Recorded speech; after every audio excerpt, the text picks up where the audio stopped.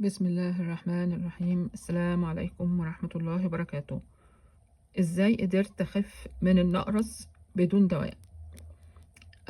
طبعا انا بقول كده ان انا عملت الكلام ده فعلا، ده مش مجرد دعاية او اعلان، ولكن ما كانش فيه دواء اللي هو الدواء اللي الدكتور كتبه في الروشتة، لانه هذا النوع من الدواء اللي هو الالوبيورينول اللي هو الاختيار الاول للدكاترة، ده بياخد شهور على ما بيبدأ ينزل النقرس، وممكن في خلال الشهور دي كمان ان هو يخليك تحس بنوبة من نوبات النقرس اكتر من لو مش بتاخده. على اي حال الحالة بالنسبة لي كانت واضحة تماما، انا عرفت بالظبط ايه اللي زوده فجأة. ورحت موقفة الاكل ده، خلاص وقفته خالص. وبعدين بعد كده الموضوع ما كانش بسرعه الحقيقه، انا قعدت بقى اشوف بقى موضوع الاعشاب ومش عارفه الكركديه وده ده ده ده ده كل ده. ما جابش اي نتيجه معايا، ما جابش اي نتيجه معايا.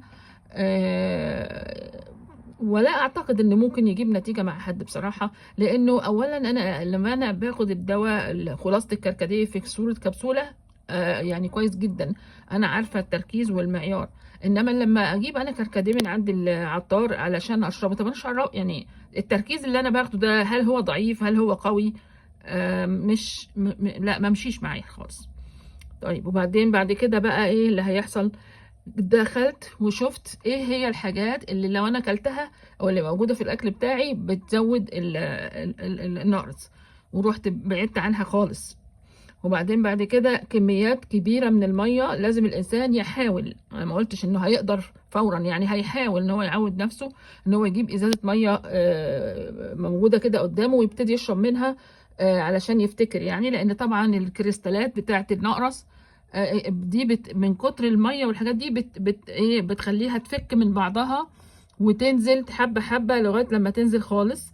وطبعا هي دي اللي بتعمل الوجع في الرجل وفي الصباع وكل الكلام ده. لكن الحمد لله رب العالمين انا ما جاتليش نوبه النقرس دي الا مره واحده، وعن طريقها بقى عرفت انه انا عندي البتاع. بعد كده اهم حاجه الانسان يثبت وينظم الاكل اللي هو بياكله، وبالذات طبعا البروتين، يعني يحاول ان هو يشوف ينقص بقدر الامكان. انا نقصت بنسبه 50%، خلاص، لان انا كنت عارفه ان الحاجات دي حاجات جديده جربتها، ولكن على طول ظهر في التحليل ان هي مش كويسه يعني. وربنا يشفينا جميعا.